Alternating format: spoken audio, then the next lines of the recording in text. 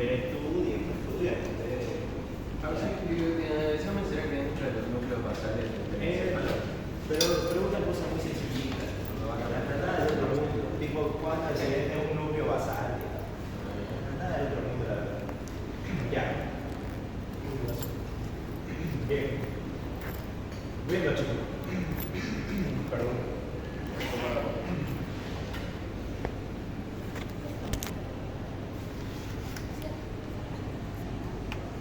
Como estudiamos ya con todo lo demás órganos de la neuroanatomía, siempre primero vamos a estudiar una configuración externa y una configuración interna. La que estamos observando aquí en toda esta imagen es la configuración externa. ¿No? Esta imagen ya la conocemos. Acá abajo que tengo alguno aquí. Acá marcando menos el cruzamiento motor. Hacia acá arriba tengo el puente. Y acá, fíjense, la primera porción de mi tronco encefálico. Lo que vamos a estudiar hoy es el mesencéfalo. ¿Qué es lo interesante de esto? Fíjense. Esta es una visión anterior o ventral, como ustedes quieran decir. Ahora fíjense, el mesencéfalo, esto que estoy señalando acá, y esto, ¿se dan cuenta cómo este mesencéfalo se hace así? Como en forma de V, ¿ya? Y esa abertura en forma de V determina que esta parte anterior del mesencéfalo se convierte en realidad en uno de los sitios de fijación que tiene mi propio cerebro, ¿ya? Y una conexión con mi tronco encefálico, de hecho, debido a esta disposición del mesencéfalo. Entonces, fíjense, esta abertura en forma de V que se forma aquí en el mesencéfalo se lo conoce como los pedúnculos cerebrales. ¿Se acuerdan que el cerebelo tiene pedúnculos cerebros? Pues el cerebro también tiene sus pedúnculos. ¿Y dónde se están saliendo formando? Del mesencéfalo. Ok, chicos, entonces, ¿se dan cuenta cómo acá tiene una abertura? Un espacio, ¿no? Entre ambos pedúnculos. Como que ese espacio y entre ambos pedúnculos, ese espacio se llama espacio interpeduncular. Facilito, ¿no?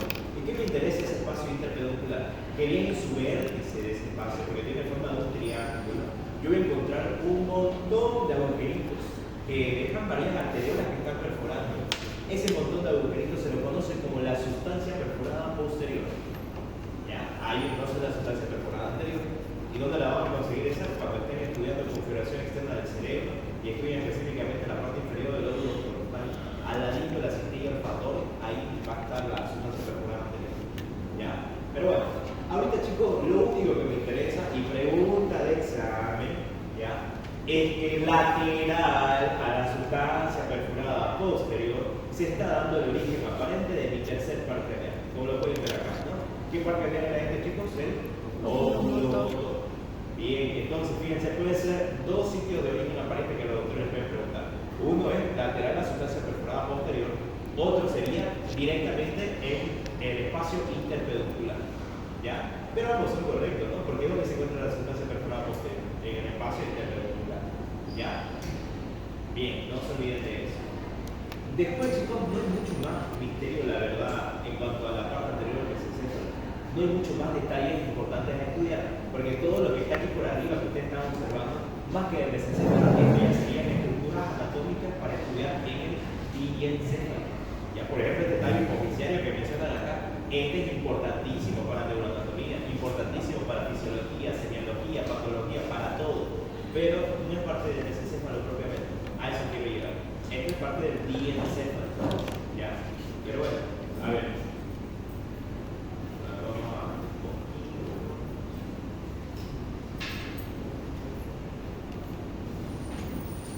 Allá este es interesante. Fíjense, el año pasado se veía el cadáver. La verdad es que este año todavía no he visto el cadáver, no sé cómo estará. Ya vamos a tener una clase ahí. En una clase se da todo, te lo van dando práctica, la verdad. Es súper sencillo. Es de los exámenes más fáciles. Si no lo aprovechan ese ya no sé qué hacer. A ver, fíjense, esta es la misma imagen que estábamos viendo anteriormente. Esta es una visión anterior. Aquí está mi puente, si se dan cuenta. ¿Cómo sé que es mi puente? Porque aquí hay un tronco arterial grandazo, pues, ¿no? En medio. Este es mi tronco vacilar. ¿Ya? Y ahora, chicos, desde ya vayan aprendiéndoselo, porque otra pregunta que hacen los doctores es cómo está conformado arterialmente el polígono de Willis. Una de las arterias que conforma el polígono de Willis me la está dando las ramas terminales de mi tronco vacilar. ¿Y cuál es esa arteria? Esta que estoy señalando en este momento.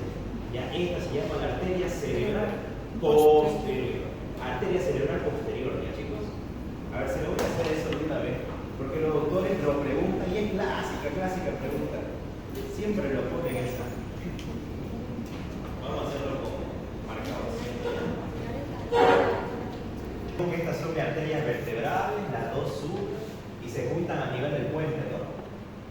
y me forman lo que se conoce como el tronco basilar. Ya, a ver. Luego ese tronco basilar se da cuenta cómo asciende todo el puente, llega hacia el mesencéfalo y ahí finalmente da su rama terminal. Esas ramas terminales, chicos, se llaman las arterias cerebrales posteriores. ¿Ya? Vamos a ponerle nombres. Este es cerebral posterior. ¿Ya? Ahora, el polígono de Willis es un circuito arterial, ¿ya? Que no está conformado netamente por las cerebrales posteriores. Necesito más arterias. Entonces, fíjense, acá de repente va a venir mi carótida interna, ya saliendo de lo que es el peñasco del temporal, de su vértice específicamente.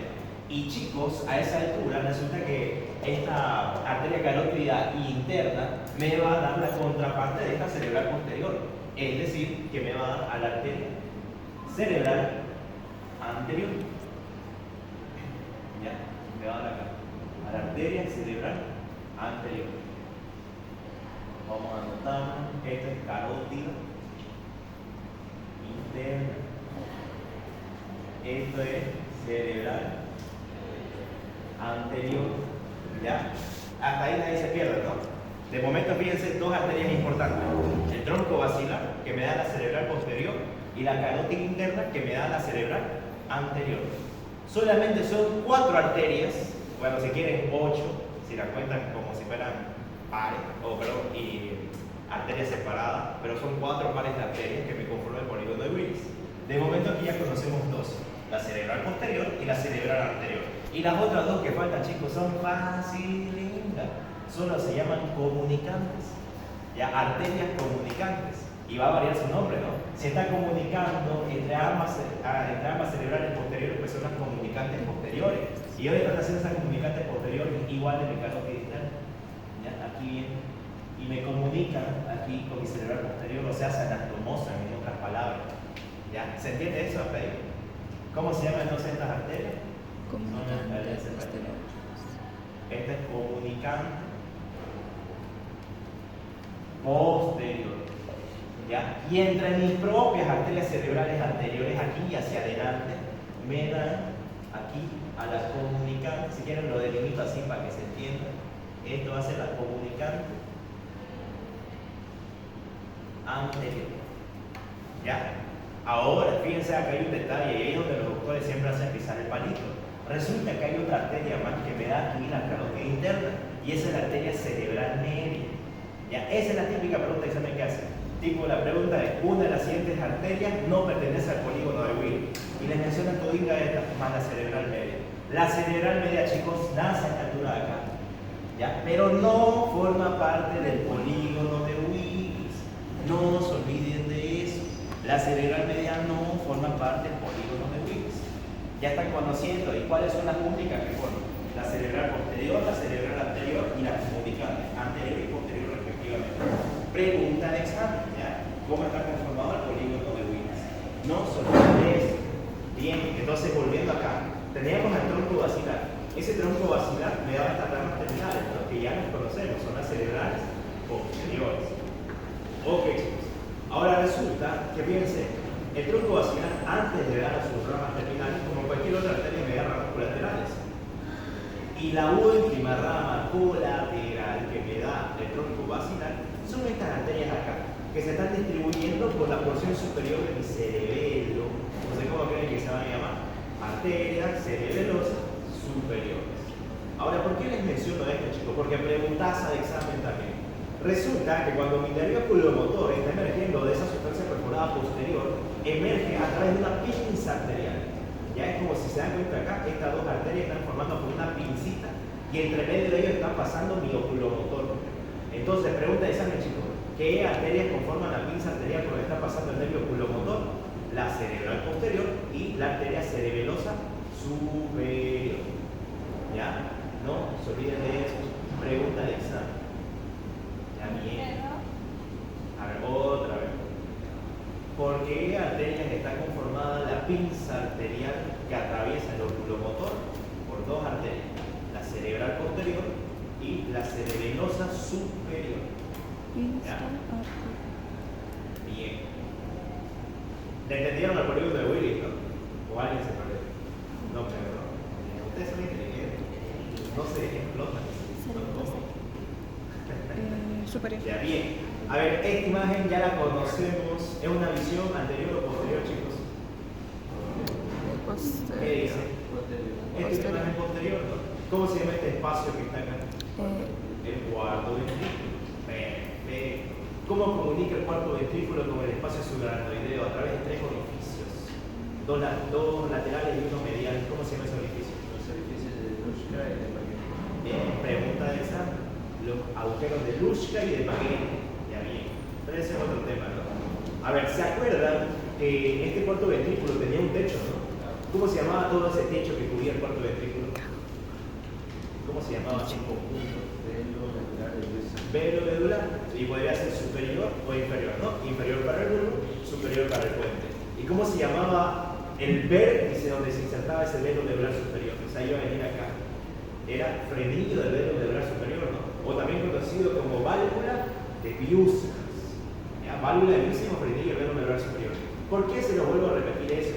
Fíjense, porque ese, chicos, es mi punto neuroanatómico de referencia y pregunta de examen del origen aparente del cuarto par craneal. ¿Ya? O sea, el nervio troclear o patético. Entonces, ¿cuál es la pregunta? ¿Dónde se origina aparentemente el cuarto par craneal? Lateral a la válvula de Biusnas o frenillo del velo medular superior. No se olviden de eso. Aparte, otra pregunta de examen náutico tipiquísima. Siempre preguntan, todos los pares craneales emergen de la porción anterior del tronco encefálico, excepto cuál. El único par craneal que emerge de la porción posterior es el cuarto par craneal, como están observando acá. ¿Ya? Es el único, chicos. Aparte de eso, es el par craneal más largo, y aparte de eso, en su configuración interna, igual es el único par craneal que sus fibras se entrecruzan. Ya lo vamos a ver ahorita. ¿Ya? No se olviden de eso. Bien, a ver, ¿qué más voy a estar observando en esta visión posterior? ¿Se dan cuenta cómo hay cuatro bolitas acá? Esto, chicos, es importante. Ya, estas bolitas se llaman colículos o tubérculos, como ustedes quieran decir, no importa, colículos o tubérculos.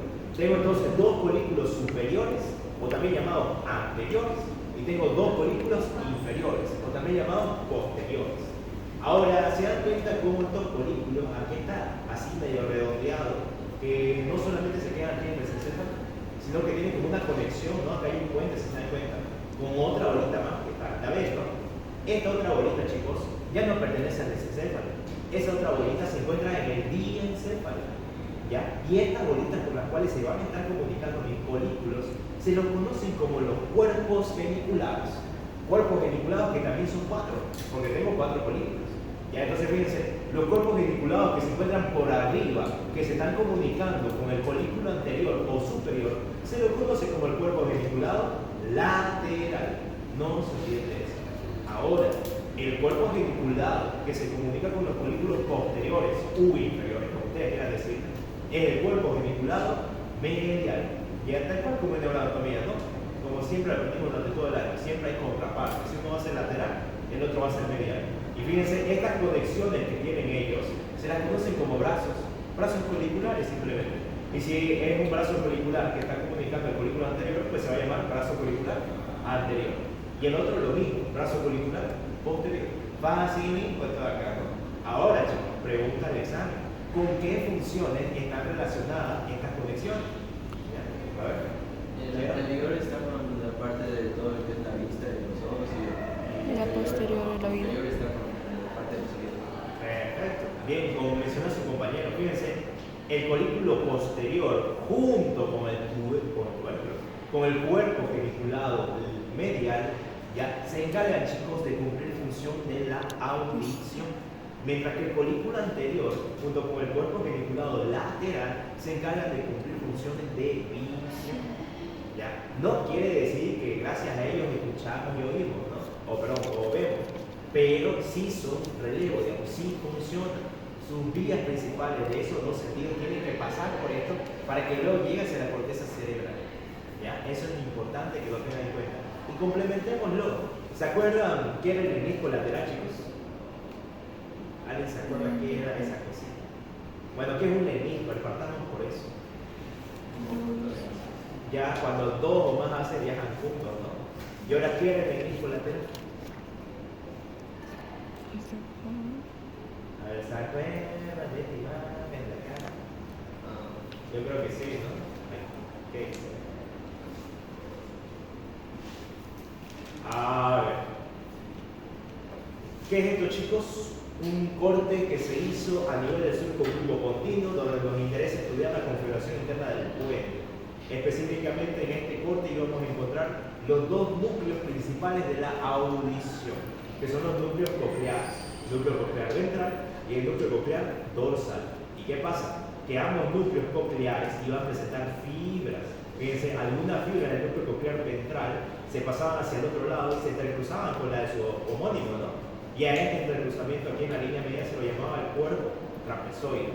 Ok, pero fíjense, esas fibras que están ascendiendo el propio núcleo coclear ventral van a ascender junto con fibras del núcleo coclear dorsal. Y como ya son dos vías distintas que están ascendiendo en conjunto, a eso se le llama lemnisco. Pero específicamente, ¿qué es lemnisco? Si se encuentra hacia la parte de afuera, lemnisco lateral. ¿Ya? Bien, entonces esto ya lo recordamos, pues supone que lo sabíamos. Entonces volvamos a nuestro tema. A ver.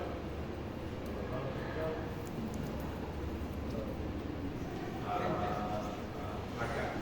A ver, chicos, ¿a qué quiero llegar con todo esto? Fíjense que ahorita estábamos viendo esta cara que está acá. Esto que es la cara posterior, ¿no? Entonces, fíjense, es el menisco lateral, ¿dónde se formó? A nivel del puente. Pero de nada sirve que ese principal menisco que me va a estar transformando en ese momento la información de la audición se quede en el puente, ¿no? Sí o sí, para que todo sea captado, para que nosotros seamos conscientes de eso, tiene que llegar hacia la corteza cerebral. Y fíjense, aquí está lo interesante. Esa información del puente, ese menisco lateral, va a llegar hacia el mesencéfalo. ¿Hacia qué parte del mesencéfalo? Hacia el folículo posterior. Del folículo posterior va a pasar por el brazo foliculado posterior y va a llegar finalmente hacia el tubérculo cuadrigeminal, o perdón, el cuerpo geniculado medial. ¿Ya? Va a llegar hasta acá. Y una vez que se encuentra el cuerpo geniculado medial, ya está en tálamo. ¿Ya? Y una vez que está en tálamo, pues ahí directamente la información va a pasar hacia el lóbulo temporal, al área auditiva primaria, donde ahí vamos a ser conscientes de lo que estamos escuchando. Por ejemplo, ahorita todos ustedes me están escuchando a mí porque está funcionando correctamente esa área. ¿Ya? No se olviden de eso, chicos, es importante. Bien. A ver, bueno, después, ¿qué más? Se dan cuenta aquí, entre medio de estos folículos anteriores, hay una glandulita que de hecho también pertenece al diencéfalo. Ya, pero ya que está acá, la vamos a mencionar por lo menos. Esta es la glándula pineal. ¿Ya? ¿Saben qué secreta la glándula pineal? Eso es pregunta de examen, igual por si acaso. ¿Qué secreta la glándula pineal? Fácil. Más fuerte. Es que yo soy sordo, perdón. Melatonina. Perfecto. Bien, ¿y con qué función está relacionada esa hormona? Con el sueño. Bien, esa hormona permite que nosotros nos durmamos de repente, ¿no? ¿Y la melanina? ¿Será lo mismo que la melatonina? No. ¿Qué es la melanina? Pigmento de la piel. Aquella sustancia que da la coloración, no la pigmentación a la piel y cosas. Bien. Ok, a ver si llegamos.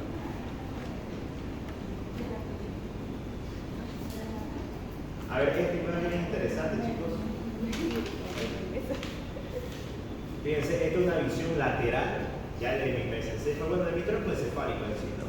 Aquí yo tengo el bulbo, este es mi puente, y esto sería mi mesencéfalo. Esto ya lo conocemos, son mis folículos, aquí mi cuerpo geniculado, los brazos foliculares propiamente. Ahora, fíjense, algo interesante que sucede acá. Hay un surco que se está marcando, que va a estar pasando posterior a mi pedúnculo cerebral y va a llegar hacia el cuerpo geniculado medial. Este surco, chicos, se lo conoce como surco lateral o longitudinal. ¿Por qué se lo menciono este surco acá? Porque resulta que gracias a la presencia de este surco y en comunicación con las estructuras que se encuentran posterior a él, ¿se dan cuenta cómo se forma aquí un espacio? Que tiene forma de un triángulo, ¿no? Ya, por eso este triángulo se lo conoce como triángulo del menisco lateral. ¿Por qué creen que se llama así? Ya más allá de eso, ¿por qué se le dedica a su mentecita a lo que se llama triángulo del menisco lateral? Por ahí creo que las va directamente a conectar con el cuerpo. Porque por dentro de lateral. ¿Verdad que es eso? ¿Dice? No te escuché. ¿Verdad? Pero, ya bien, entonces chicos, ¿cuáles son los límites del triángulo elíptico lateral? Pues hacia adelante voy a tener mi surco lateral longitudinal. Hacia postero superior, aquí voy a tener mi pedúnculo cerebroso superior. Y hacia antero superior voy a tener a mi folículo posterior con su brazo folicular posterior respectivamente. ¿Ya? Entonces, ¿cuál es el contenido del triángulo elíptico lateral? Pues el elíptico lateral. Y ya vimos de dónde nace ese elíptico lateral. Ya vimos hacia dónde va a llegar. Ya vimos qué tipo de función transporta. ¿Ya? Ya ven cómo se me pierde. Ahora, eso es la configuración externa del mesencéfalo. Facilita si se dan cuenta, no hay mucho misterio. Veamos un poquito su configuración interna, ¿ya? A ver, si se dan cuenta, para estudiar siempre la configuración interna necesitamos hacer cortes, ¿no? En distintos puntos de mi órgano. En el tronco, en el bulbo raquídeo hicimos 4 cortes. En el puente hicimos 3 cortes. Y aquí en el mesencéfalo simplemente vamos a hacer 2 cortes. ¿Dónde van a estar ubicados esos cortes? Uno a nivel de los folículos posteriores y otro a nivel de los folículos anteriores. Ya nada más. Y fíjense, este es un esquema así sin nada de núcleo ni nada de esas cositas para que sea más fácil para entenderlo, de cómo se observa la configuración interna de mi mesencéfalo, donde yo lo voy a dividir en 2 porciones. Para empezar, si tengo que ubicar, ven este pequeño espacio triangular que está acá. ¿Ya cómo creen que se llama esto? Ese pequeño espacio triangular Acueducto cerebral. que me va a estar comunicando el tercer ventrículo con el cuarto ventrículo, chicos. ¿Cómo se llama eso? Acueducto de o acueducto mesencefálico, por eso se llama, ¿no? Ahora, fíjense, esto es importantísimo, ¿ya? Porque vamos a decir, a través de una línea imaginaria, que todo lo que se encuentra por detrás del acueducto de Silvio, ¿ya? Se lo va a conocer como el tegmento, o perdón, el tecto, el tecto. Llame todo lo que está por delante, eso es el tegmento, ¿ya? Tecto y tegmento propiamente. Ya vamos a entender por qué esos nombrecitos, ya que hay una guía importante que vamos a aprender hoy. Pero no se olviden de eso. Bien, ahora, ¿ven cómo acá alrededor del acueducto Silvio hay como un montón de puntitos? ¿Sí?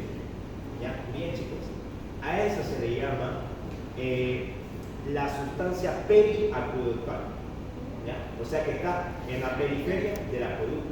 ¿Y por qué es importante estar acá?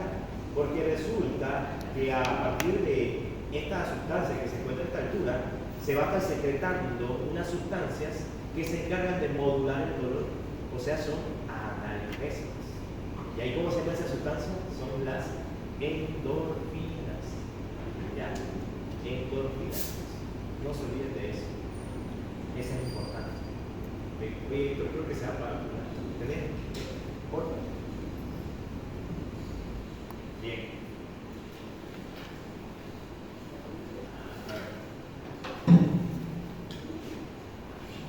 Es igual la pregunta de examen por si acaso, ¿ya? ¿Qué secreta la sustancia periacueductal?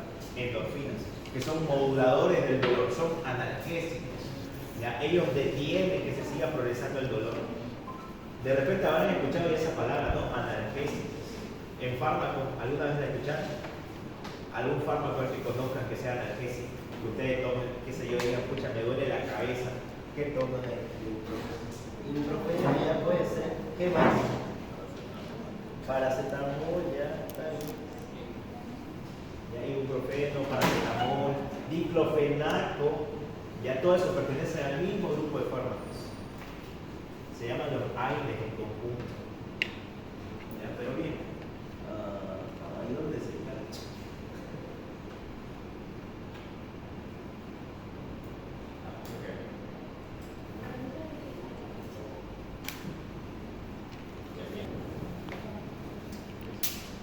Ya a ver chicos.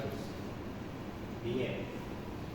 Entonces, ahora sí, vayamos directamente a estudiar el corte. Esto es más de lo mismo, otra visión. Acá.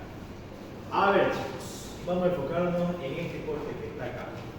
Fíjense, este corte es un corte que se está realizando a nivel de los folículos posteriores. Ya a nivel de los folículos posteriores. Ahí está el corte. ¿Qué me interesa observar en este corte de acá? Para empezar a reconocer algunas estructuras. ¿Qué era esto de acá? Esto era el acueducto de Silvio, ¿no? El acueducto mesencefálico. Alrededor del acueducto mesencefálico tengo aquí a la sustancia perialveolar que me estaba secretando mis endorfinas. Hasta ahí ya lo sabemos todos. A ver, ahora fíjense, alrededor de esta sustancia perialveolar, bien lateral a ella, ¿se dan cuenta cómo hay acá dos núcleos rojitos, ¿no? ¿Ya? Que de hecho es el único núcleo que tiene de origen real y cuarto par genial. Entonces, fíjense, no recibe ningún nombre especial, simplemente se llama núcleo del cuarto par. Ahora, esto es lo que yo les decía, chicos. En su configuración interna, este es el único par craneal cuyas fibras desde su nacimiento se están entrecruzando hacia el otro lado. Fíjense, estas que son del lado derecho se están entrecruzando hacia el lado izquierdo, y esta del lado izquierdo se está yendo hacia el lado derecho. ¿Lo ven, no? Ahí. Ahora, ¿cuál es el otro detalle más importante? Que es el único par craneal que están haciendo de esta parte de acá. Esta es la porción dorsal. En cambio, esto es la porción ventral. ¿Ya? No se olviden de eso. Eso es importante, ¿ya, chicos? Bien. Ahora, fíjense, a nivel de esos polículos posteriores, yo tengo un núcleo, evidentemente. Hay una acumulación de sustancia gris. Esa acumulación de sustancia gris pues, recibe el nombre simplemente de ese polículo. Núcleo del polículo posterior. Ahora, ¿qué es lo que me interesa de eso? Que si observan el dibujito, ¿ya? Este núcleo del polículo posterior me está originando a un haz. Este haz, chicos, se llama haz tectoespinal. ¿Por qué se llama así? Porque va desde esta porción del mesencéfalo, que se la conocía como el tectum, hasta mi médula espinal. Por eso haz tectoespinal. Pero ¿qué es lo que preguntan de esto, chicos? Esta es su pregunta de examen. ¿Ya? Si seguimos, fíjense, el camino de este haz tectoespinal, nos vamos a encontrar aquí con que estas vías se entrecruzan. A este entrecruzamiento se lo conoce como decusación. Y ahí tiene un epónimo. Esa es la pregunta de examen. ¿Cómo se llama la decusación del haz tectoespinal? Es la decusación de Meiner. ¿Ya? Decusación de Meiner. Así se llama, no se olviden. Debe estar ahí por su libro, es por ahí, pero bueno, ya, los ayudo, vamos a buscarlo acá para que sepan cómo se escribe. No, creo que está más arriba. Decusación del mail. Esta es la página otra. Anterior. Ahí sí.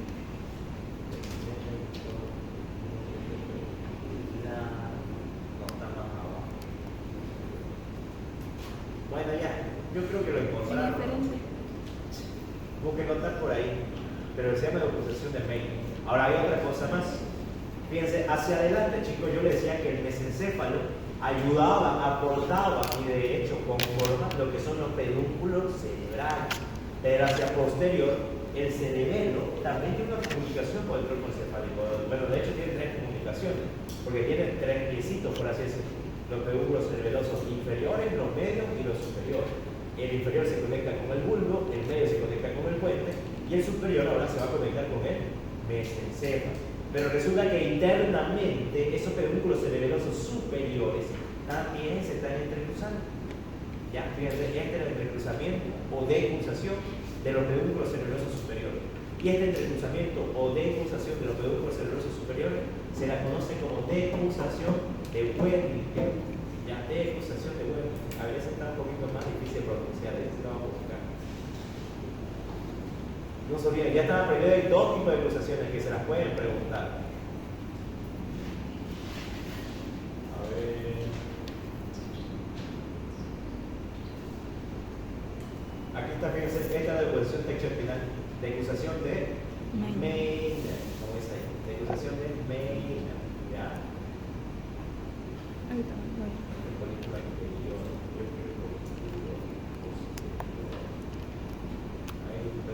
Aquí está. Decusación de los pedúnculos cerebelosos superiores. Decusación de Wernicke. ¿Ya? Ahí está, ¿ven? No se la fichan más. ¿Ya? Subrayen, no se pongan el P, lo que quieran. ¿Ya? Bien. Después, chicos, no hay algún otro detalle importante a estudiar acá. ¿Ya? Eso es lo más importante que tienen que saber respecto a este corte. Ahora, vayamos hacia el otro corte. Una pregunta, nunca revelar curiosidad porque también tiene una Ahorita vamos a llegar. Ese se ve en la película anterior. Perdón, en el corte de película anterior. Fíjense, esto chicos, es un corte a nivel de los polígonos anteriores. Y acá sí nos va a interesar estudiar otra cosa más. A ver, volvamos a lo que ya conocemos. Acá en el centro, acueducto de Silvio. Alrededor del acueducto de Silvio, la sustancia periacueductal, ¿no? Acá normalmente, si estuviéramos en los polígonos posteriores, deberían estar los núcleos de mi cuarto párrafo. Pero ya no estamos en polígonos posteriores, estamos un poquito más arriba. Entonces estos son los polígonos, son los núcleos de origen real de mi tercer par craneal, de mi nervio oculomotor. Entonces el nervio oculomotor, les pregunto, esencialmente qué tipo de par craneal es, motor, sensitivo o mixto. Motor. ¿Qué es? Motor. No Motor. creo que ya darle a esto. Bueno, Motor. es un nervio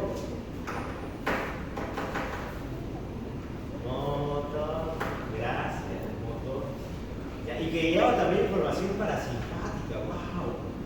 ¿Ya? ¿Se acuerdan qué hacía el nervio oculomotor parasimpáticamente? ¿Qué hacía con la pupila? Si llega información parasimpática, ¿la dilata o la contrae? Contrae. Contrae. Contrae. ¿Cómo era? La contrae. No se olviden de la demo de la persona simpática. La persona simpática la quieren ver más. Y la parasimpática, por ende, la persona fea. No la quieren ver menos. Ya, bien. Entonces, la contrae. ¿Cómo se llama en términos médicos esa contracción de la pupila? Midriasis. No, midriasis es dilatación. Miosis. Miosis. Ya, bien. Y a ver, pregunta del examen, chicos. ¿Cuál es el núcleo autónomo de donde nacen esas fibras parasimpáticas de mi tercer par craneal? Ese núcleo autónomo, chicos, fíjense, es el núcleo de Edinger-Westphal. Núcleo de Edinger-Westphal. Preguntas al examen, ya siempre pregunta eso. Ahorita le voy a explicar algo más oculomotor. Ahora, creo que en esta nueva versión que ustedes tienen de Oscar González, ya me incluyen a este núcleo acá que está central e impar, ya que está aquí de rojito, que se lo conoce como el núcleo de Perry. Pero los doctores pues, no se actualizan, ¿no? Los doctores tienen el libro de primera edición, pero el año de la pena. ¿Ya? Entonces, para los doctores sí existía este núcleo. Y pregunta de examen siempre, ¿no? Uno de los siguientes no es un núcleo oculomotor.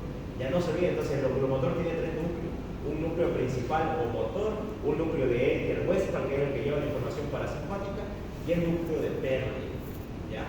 No se olviden de eso. Cualquier otro núcleo que aparezca es falso. Esos son los únicos que pertenecen al oculomotor. Ahora, chicos, les voy a enseñar algo interesante que les va a servir. No solo para su examen. Capaz puede entrar para su examen, capaz no. Pero para la vida les va a servir y es algo súper sencillito. Y es algo que siempre nosotros como médicos, yo que ya voy saliendo y ustedes que se están formando, van a tener que hacer en todo paciente que les llegue.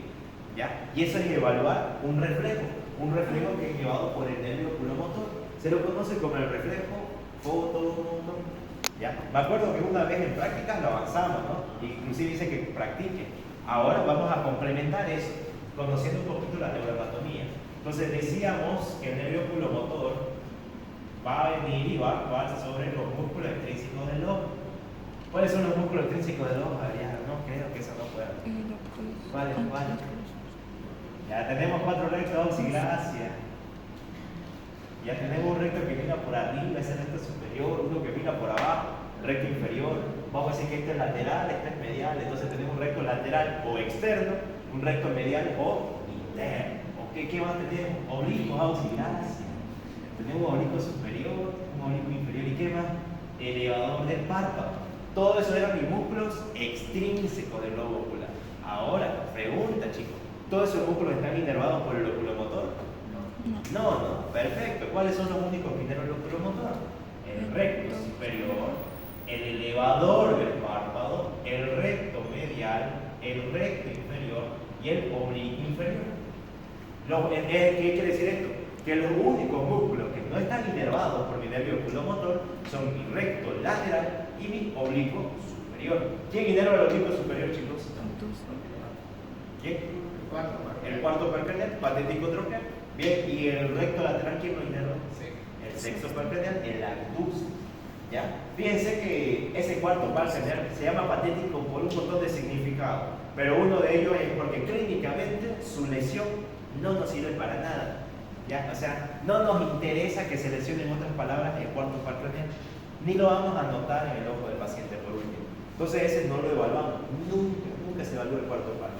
Pero lo que sí se evalúa siempre, chicos, va a ser los movimientos oculares a partir del tercer par y del sexto par craneal. ¿Y cómo lo evaluamos? Digamos? Es facilito. Para ver los movimientos oculares, simplemente nosotros como médicos nos acercamos a la persona, en este caso Gerald va a ser mi paciente, le pedimos que nos mire acá directamente a nuestra frente y que no va a mover la cabeza, ¿ya? Simplemente va a seguir a este marcador que yo se lo voy a estar mostrando con la mirada, ¿ya? Y yo voy a llevar evidentemente este marcador hacia todos lados, le llevo hacia la derecha, hacia la izquierda, para arriba, para abajo, hacia un lado, hacia el otro, para el centro y para adentro, ¿no? Pero bueno, se entiende entonces, chicos, lo que yo estaba haciendo, ¿no? Mientras él seguía el marcador, yo estaba observando sus ojos para ver, ¿para qué? Para ver si puede realizar movimientos de su ojo hacia todas las direcciones. ¿Ya? Así lo evaluamos el tercer par, el cuarto y el sexto, se evalúan en conjunto, es rapidito. Ahora, les pregunto entonces, chicos, ¿ya? Si de repente, por algún motivo, se lesionara el tercer par craneal, ¿cómo creen que se va a manifestar eso en la persona? Así darnos cuenta rapidito. ¿Ya? ¿Será que cuando yo haga este examen de pedirle que lleve la vista hacia las distintas posiciones, va a poder llevar el ojo hacia esas posiciones? No, no. ¿Hacia dónde únicamente va a poder llevar movimientos del ojo? ¿Cuál es el único musculito que va a estar trabajando en caso de que haya lesión en mi tercer par craneal? Este y este, ¿no? Pero estamos diciendo que este no nos interesa clínicamente. Este es el único que nos interesa, ¿no? ¿Y cómo se llamaba este? El recto lateral. Entonces, ¿hacia dónde se va a dirigir la mirada de esa persona que tiene lesionado el tercer par? Hacia afuera. Primer signo clínico que nos orienta a que hay lesión del tercer par craneal. La mirada del paciente se desvía hacia afuera. Desviación de la mirada hacia afuera. ¿Qué más, chicos? ¿Cómo creen que va a estar su párpado de ese paciente? ¿Será que está abierto ese ojo o será que está cerrado? Cerrado. ¿Qué dice? ¿Cerrado por qué? Eso, bien. Porque el oculomotor inerva al músculo elevador del párpado. Su mismo nombre lo dice, ¿no? Eleva el párpado. Entonces, si no hay quien lleve la información para que trabaje el músculo elevador del párpado, hay un decaimiento del párpado. Ya se ve así cerrado el ojo de ese paciente. En términos médicos, chicos, ese decaimiento se lo conoce como ptosis. Así se escribe. Ptosis. Todo lo que sea decaimiento de algo se llama ptosis. En este caso vamos a darle nombre y apellido. Como es decaimiento del párpado, eso va a ser ptosis palpebral. Nombre y apellido, ¿ya? Entonces ya sabemos dos cosas. Desviación de la mirada hacia afuera, ptosis palpebral. ¿Qué más? Ese ojo que yo veo que ya está todo caído, que su mirada se veía hacia afuera, yo lo voy a abrir y voy a sacar mi linternita y le voy a hacer el reflejo fotomotor. ¿Qué creen que voy a esperar ver cómo está esa pupila? ¿Será que va a reaccionar al reflejo fotomotor? No, no. ¿Por qué? Porque el oculomotor llevaba la información parasimpática, que normalmente iba a hacer que esa pupila, al mirar con la linterna, se contraiga. O sea, haya miosis. Entonces, ¿cómo voy a observar que va a estar la pupila de ese paciente? Si solamente está recibiendo información simpática, va a estar dilatada. Entonces ya tienen ahí los tres signos clínicos que los orienta a una lesión del tercer par craneal. Desvío de la mirada hacia afuera, ptosis palpebral y midriasis. Ya no hay cómo se pierde. ¿Ya? Bien. A ver, ¿qué más? Bien, no se olviden de eso entonces, chicos. ¿Ya? A ver, ahora, ¿se dan cuenta cómo hacia acá adelante yo tengo dos grandes bolitas rojas? Esto, chicos, se lo conoce como el núcleo rojo. ¿Cómo se llama la principal vía motora que nos permite realizar los movimientos voluntarios? El haz piramidal. Y de repente, si es que leyeron sus libros para pasar, yo rezo para que ustedes lean, ¿ya? Habrán escuchado seguramente que existen también vías extrapiramidales, ¿no? ¿Qué es una vía extrapiramidal, chicos? Toda aquella vía que no se está originando junto con la vía piramidal. Es decir, que que en todo mi tronco encefálico, por ejemplo, y en el tronco encéfalo, yo tengo otros núcleos motores. Y no así solamente tengo motoneuronas a nivel de mi área 4 neuronas. ¿no? Y tengo varios núcleos motores de importancia. Entre ellos, por ejemplo, uno se está encontrando acá a nivel del mesencéfalo. Esto, chicos, es el núcleo rojo. Núcleo rojo. ¿Ya? Importantísimo este núcleo rojo porque cumple funciones motoras extrapiramidales, sobre todo de función de poder coordinar adecuadamente los movimientos de los miembros superiores. Bien, y bueno, ya filogenéticamente se dice que este núcleo rojo se divide en dos porciones, la Mann-Ruber, la Paleo-Ruber. Eso la verdad no veo que pregunten mucho. Lo que sí preguntan es que existe, chicos, una vía que están haciendo, bueno, existe un montón de vías, pero la vía más importante que están haciendo directamente de mi núcleo rojo es la que se dirige a la médula espinal. Entonces, por eso esta vía se llama vía rubro-espinal. Rubro viene del rojo, del núcleo rojo propiamente. Espinal porque va a llegar hacia la médula espinal. ¿Y qué es lo que preguntan, chicos? ¿Cómo se llama la decusación de la vía rubro-espinal?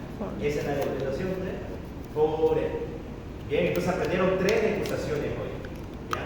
La decusación del aspecto espinal, que se llamaba decusación de Feina, la decusación de los pedúnculos cerebelosos superiores, que esa es la decusación de Wernicke, y por último la decusación de las fibras rubroespinales, que es la decusación de Forel. Cualquiera de esas le podría llegar a preguntar. Tómenla en cuenta. ¿Ya? Bien. ¿Qué más, chicos? Otra preguntaza de examen.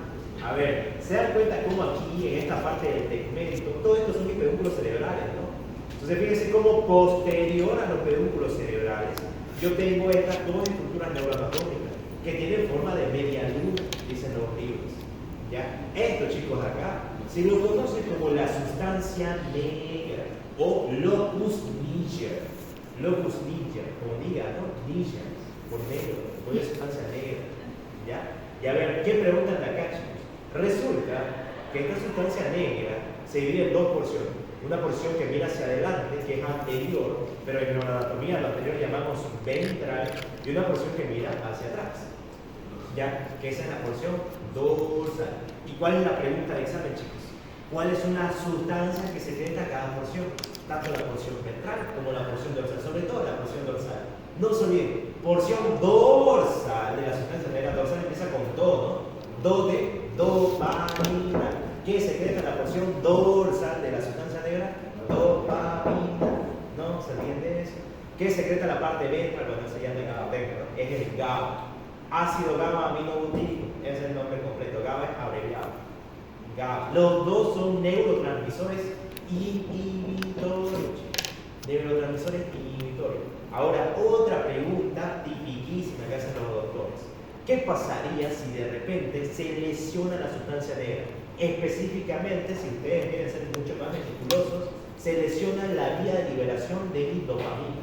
Lleva una enfermedad neurodegenerativa que es el Parkinson. ¿Ya? Los temblores intermitentes que tienen esos pacientes es porque no hay el neurotransmisor que normalmente debería de inhibir esas contracciones, que en este caso es mi dopamina. ¿Ya? Me metería muchísimo más en eso, pero es explicarle el fisiopatio, no los quiero aburrir, la verdad. ¿Ya? Pero no se olviden de eso sí o sí se lo van a preguntar. ¿Qué secreta la sustancia negra en su porción dorsal? Dopamina. ¿Y cómo se llama la enfermedad por afectación de la sustancia negra? Parkinson.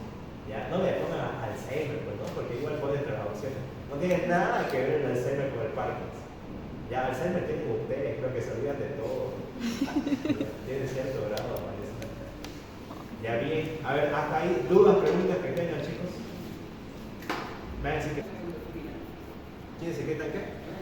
Las endorfinas es la sustancia periacuodental, la que se encuentra aquí, en la periferia del acueducto de Circo. Toda esta es la sustancia periacuodental.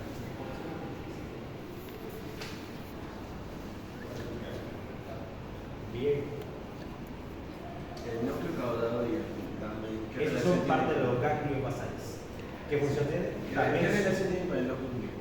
¿Con qué? Con el locus niger que estábamos viendo con esta serie. Ah, ya. La única relación que tienen es que ambos núcleos cumplen una función, por así decirlo, parecida, pues ambos son núcleos extrapiramidales. La sustancia negra, debido a la liberación de dopamina, más bien evita que el músculo se mantenga contraído. En cambio, los otros núcleos que vos estás mencionando, que son núcleos basales, ellos más bien favorecen la contracción. Es como que este inhibe la función del otro. Ya, por eso, y eso funciona así siempre, eso es fisiológico, eso debería de pasar. ¿Y qué está pasando, por ejemplo, en el Parkinson? Que acá, como se perdió esa dopamina, no hay ahora que me inhiba la otra información, ¿verdad? Y si no hay que inhibir esa otra información, constantemente ese músculo va a estar contraído, ya va a estar así sobre el paciente, contracción, va a estar temblando, ¿ya? Es. A ver, ¿qué más? ¿Qué más? ¿Otra duda, pregunta que tengan, chicos?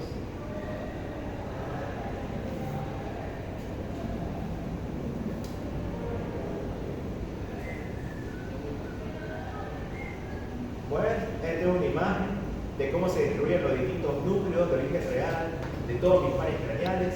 Esto es más para que ustedes le den una chequeada de esos González. Simplemente vean lo interesante que es, ¿no? Porque esto es una visión coronal. Nosotros lo fuimos viendo directamente puros cortes sagittales. ¿Ya? Esto es más o menos para que entiendan cómo se van distribuyendo.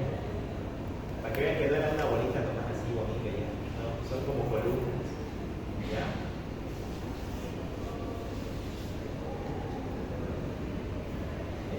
Núcleo caudado, putamen, globo pálido, por ejemplo, son otros núcleos motores extrapiramidales importantísimos. Que aquí está relacionado con lo que voy a preguntar. La propia sustancia negra lleva fibras diferentes a estos núcleos, porque son las que lo van a inhibir. A ver, autoevaluación de ese chicos. Ahí vayamos a esta de acá. Señor de 70 años de edad y lleva a un centro médico por sus familiares donde es atendido por un médico de guardia que a su vez requiere la presencia de un neurólogo. Eche la anamnesis por si acaso es el interrogatorio. Esas son esas preguntas que nosotros le hacemos a cada persona. ¿Ya? Y el examen físico del paciente. Encontramos los siguientes signos, a ver si la pueden razonar. Dice número 1, tos palpebral del lado izquierdo. 2, parálisis facial de tipo neuronal superior y hemiplegia del tronco y extremidades del mismo lado de la lesión. 3, midriasis del ojo que tiene el párpado caído. 4, estrabismo divergente del ojo afectado. Explíquenmelo cuando ya estoy mucho con ustedes, ¿no? A ver, evidentemente los doctores no le van a poner así un caso clínico, ¿no? Muy avanzado todavía. Bueno, de hecho está muy fácil, pero a ustedes que están en el primer año está avanzado. Pero, a ver, tratemos de razonarlo. Con lo que vimos en esta clase y en la del puente, ¿en qué pensarían, chicos? Para empezar, vayamos lo más facilito. ¿Qué pares craneales están afectados? El facial, bien. ¿Qué más? ¿Y qué par craneal vimos hoy? El tercero, ya. ¿Por qué está afectado el tercer par craneal? ¿Qué signos clínicos le dan ahí? Tos palpebral, ¿qué más? Midriasis. ¿Qué más? El estrabismo. ¿Ya? Eso no se lo mencioné porque eso lo van a aprender en oftalmología, en cuarto año recién. Pero clínicamente el estrabismo no lo podemos diferenciar tan fácil, sobre todo si el paciente está inconsciente, ¿no? En este caso no está inconsciente. Pero bueno, a ver, ¿qué más? ¿Por qué está afectado el facial? Directamente porque me dice parálisis facial, ¿no? Facilito eso. Ahora, chicos, fíjense, esto es interesante. Este término hemiplegia, si no me equivoco, ya se lo mencioné en alguna ocasión a ustedes, ¿no? ¿O no? Sí, creo que sí. Bueno, ya. El término hemi simplemente quiere decir una mitad del cuerpo. ¿Ya? Plejía, hay dos términos en medicina. Sí, existe lo que es una plejía y existe lo que es una paresia. La paresia, chicos, es disminución de la fuerza muscular. La plejía es abolición total de la fuerza muscular. ¿Qué quiere decir esto? Que este paciente tiene una hemiplegia, o sea, hay una parte de su cuerpo que no se está moviendo. ¿Ya? Bien. ¿Y qué más dice? A ver, una hemiplegia del tronco y extremidades del mismo lado de la lesión. O sea, que no está moviendo ni su cara por la parálisis facial, ni su brazo, ni su pierna. Del mismo lado de la lesión. ¿Dónde está la lesión? En el lado izquierdo. Porque ahí también yo tengo mi tosis palpebral, tengo mi midriasis, ¿no? O sea que hasta ahí, ¿qué tengo? Tengo lesión del tercer par craneal, tengo lesión del séptimo par craneal y por la hemiplegia facio, braquio, crural, porque me está afectando cara, brazo y miembro inferior, yo voy a sospechar de que lesión de qué otra vía más importantísima. Ajá. ¿En qué piensan? ¿Cuál es la principal vía motora? Que no está funcionando porque no se está moviendo este bracito y la esta pierna. Vía piramidal. Hay una lesión también de la vía piramidal. Eso se lo conoce como un síndrome piramidal. ¿Ya? No se olviden de eso. ¿Y cuál es la principal causa del síndrome piramidal, chicos? Creo que se lo mencioné. Es la misma principal causa de una parálisis facial central. Más fuerte dice. ACV. Perfecto. Accidente cerebrovascular. ¿Qué es un ACV en palabras sencillitas, chicos? Acumulación de sangre, ¿ya? En el tejido cerebral, que se puede dar debido a dos causas. Una que es hemorrágica, directamente la sangre que se está acumulando. Y otra por causa isquémica, o sea que no está perfundiendo la sangre correctamente al tejido cerebral, ¿ya? ¿Y cuántos minutos puede sobrevivir el tejido cerebral sin oxígeno antes de que haya daño nervioso irreversible? Me acuerdo que se lo mencioné igual. ¿Cuánto tiempo es? Un poquito más. 4 minutos. 4 minutos sobrevive el tejido cerebral sin oxigenación. Pasados los 4 minutos, hay daño neuronal irreversible. Se mueren esas neuronas y chaolín, ¿no? Mientras más tiempo pase el tejido cerebral sin oxígeno, más van a hacer secuelas graves, más van a ser graves las secuelas. Esa es la oración. Ahora, fíjense, esto es interesante. Este paciente de 70 años, aquí no lo menciona, pero todo el cuadro típico me indica que muy probablemente este paciente tuvo un ACV que le está causando toda esa parálisis. Y si es un paciente añoso, la principal causa de su ACV que yo voy a pensar puede ser dos cosas. O es un problema cardíaco, o sea, tiene una arritmia, y la arritmia más común de todo el mundo es la fibrilación auricular, que esa me está liberando una porción de sangre coagulada que llegó hacia mi polígono de Willis y está obstruyendo algunas de esas arterias importantes, causándome un ACV isquémico, o en un paciente hipertenso. Es normal que la presión arterial, mediante vayan pasando los años, aumente. Entonces, esta persona de repente es hipertensa. ¿Y qué pasa en la hipertensión, chicos? Como la sangre está yendo con tanta fuerza por mis vasos sanguíneos, los golpea, ¿no? Y al golpear, hace que estos vasos sanguíneos a la larga, a los muchos años que pasen, se vuelvan blanditos sus paredes, ¿ya? Y esas paredes blanditas pues hacen que básicamente se forme así como una bolita en ese vaso sanguíneo. Esa bolita se le conoce como aneurisma. Y esa aneurisma se puede romper. Y si se rompe esa aneurisma se libera sangre. Entonces imagínense un aneurisma de la arteria cerebral anterior. ¿Ya? Se formó aquí una bolita negra. Acá. Se formó aquí. Esa bolita. Eso es un aneurisma. Es una debilitación de la pared arterial debido a la hipertensión. Y esta bolita se rompió. Entonces, ¿qué creen que se va a empezar a liberar? Sangre. Ese es un ACV, por ejemplo, de origen hemorrágico. Típico cuadro clínico del paciente hipertenso. Paciente añoso. ¿Ya? Igual los ACV son comunes en pacientes que sufrieron algún traumatismo, algún accidente automovilístico, por ejemplo, de moto, qué sé yo, laboral, lo que sea. ¿Ya? Es para que se den cuenta, para que relacionen cómo se ve clínicamente un paciente. Como les digo, esto ahorita no les va a servir, lo que enseñar para enseñarme, ¿no? Pero más adelante sí me va a servir, chicos. Escucha, si se acuerdan, belleza, ¿ya? En algún momento se escucha esa auxiliar, algo me enseñó. A ver, veamos cerebelo. Para empezar, esta pregunta de examen. Anótenselo, subrayanlo. ¿Cuáles son las razones de por qué el cerebelo se lo conoce como el órgano de los 10 3? Ya las 10 se las tienen que aprender. Sí o sí. Yo me acuerdo inclusive para el examen de auxiliatura, dentro del examen práctico, a mí me tocó defender cerebelo. Y el doctor Aguilar era el que me decía, ya decime las 10 funciones de por qué se dice el órgano de los 10 3 del cerebro. Y así se lo tienen que cantar. Ya ves. Vamos a ocupar aquí una guía porque tengo. Vamos a hacer más rápido que esa guía.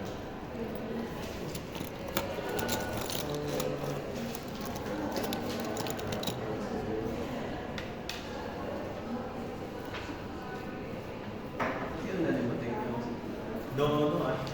Pero se divide en 3 veces filogenéticamente hablando. Tiene 3 nombres, y esas son cositas facilitas. Tiene 3 tipos de arterias que llegan a irrigar.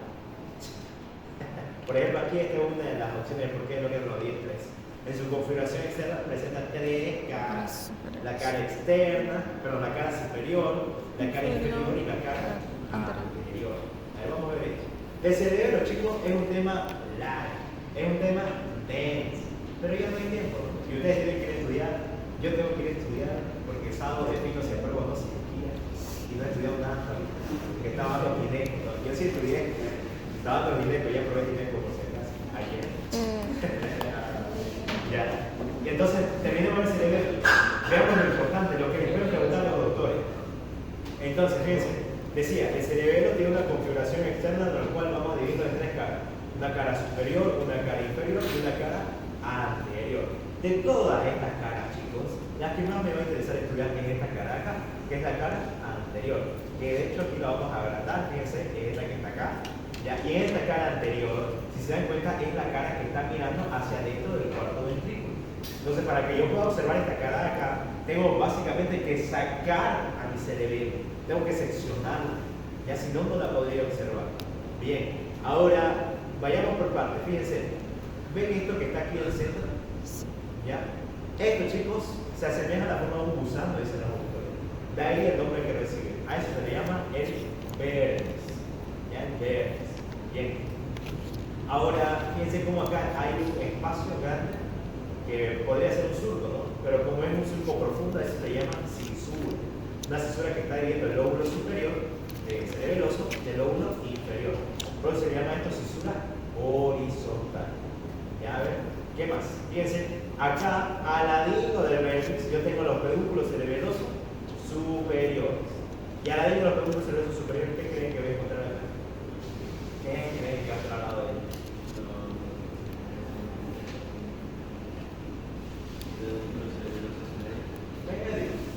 Bien, son los más grandes. Ahí está. Y con un poquito de imaginación, porque esta imagen no lo detalla, los pedúnculos cerebelosos inferiores. ¿Ya? Bien. A ver, esa L y esa N ahorita lo vamos a entender. La L viene de limbo, la N viene de nódulo. Ya, pero ahorita el loco eso, ¿no? Ya vamos a entender por qué se llama así cada una de esas cositas. Pero no se olviden de eso. Ya, la lígula, por ejemplo, me delimita la parte superior. El nódulo es mi punto de referencia a la parte inferior. Ambos son segmentaciones de nivel, que ahorita lo vamos a estudiar bien. ¿Ok? ¿Qué más voy a encontrar? Bueno, aquí están los remanentes del nivel medular superior, que era mi válvula de Fusens. ¿Qué más voy a encontrar acá? Al ladito, fíjense, los pedúnculos cerebelosos medios, voy a encontrar aquí lo que es el flóculo, que está en relación, de hecho, con el nódulo. Ya lo vamos a ver esto bien. ¿Ya? Bueno, voy a encontrar mi válvula de Tarim, ya no me interesa mucho eso. Esto de acá sí, chicos. Y a ver, quiero que entendamos qué es esto. ¿Se acuerdan de esta cosita amarilla? ¿Ya? Resulta que esta cosita amarilla está así plegada como si fuera un sándwich. ¿Ya? Porque fíjense, esta es la parte superior, esta es la parte inferior. Entonces esta es la parte superior de mi vértice y luego viene, hace toda una vuelta y se viene acá abajo. ¿Ya? O sea que si yo lo mirara desde una vista lateral, esto sería lo que estoy observando. O sea que esta es su parte superior y esta sería su parte inferior. ¿Y cómo decíamos que se llama la parte superior del vértice? Limbo. ¿Y cómo se llama la parte inferior? No, perfecto. ¿Y cómo se llamaba la cisura que dividía al lóbulo superior del inferior del cerebro?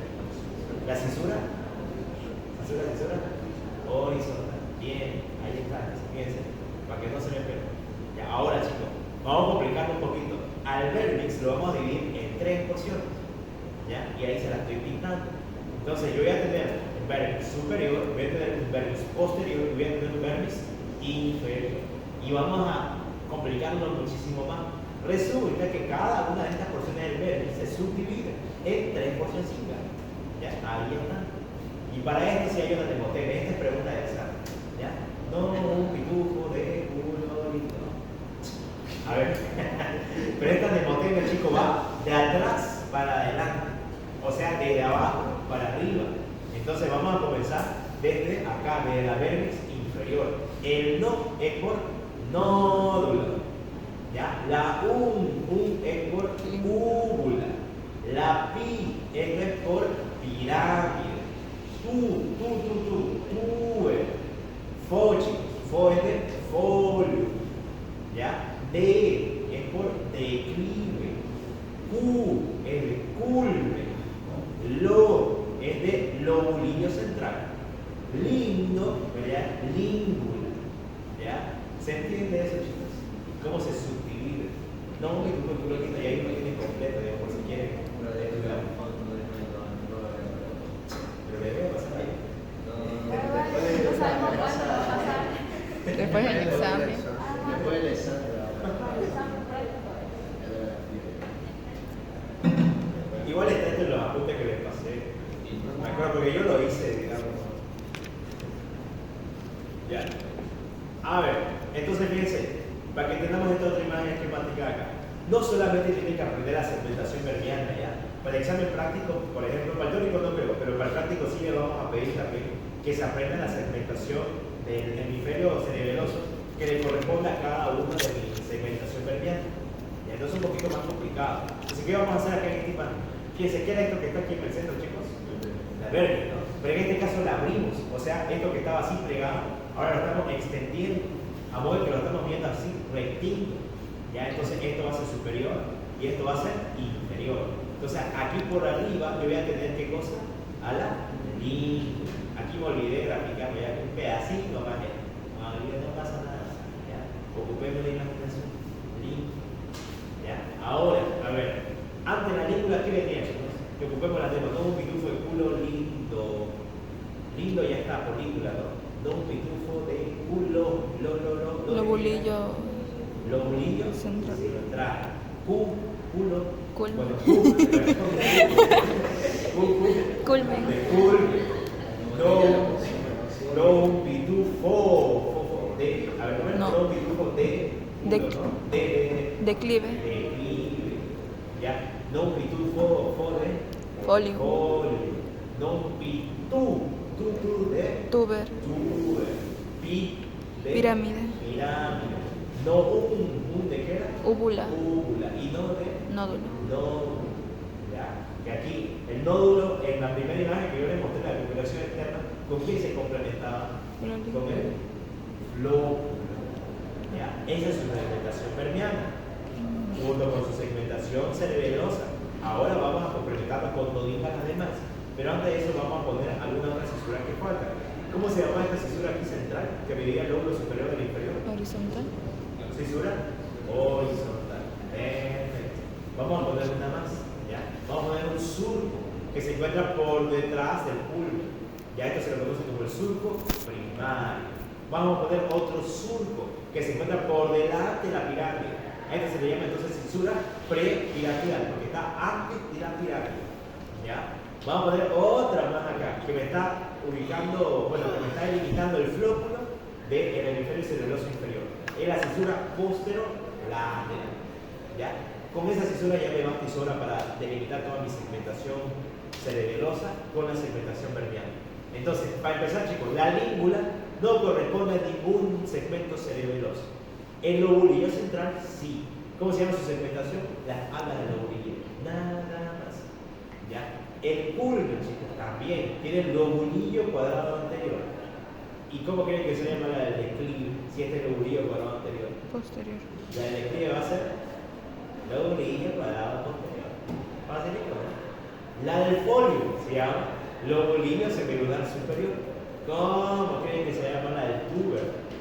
Lobulillo semilunar inferior. ¿Ven? Facilito, ¿no? La de la pirámide, chicos, se va a llamar lobulillo diástolo. De la úvula se la conoce como la tónsila o amígdala. Y del nódulo es el flóculo. ¿Ya? No se olviden de eso.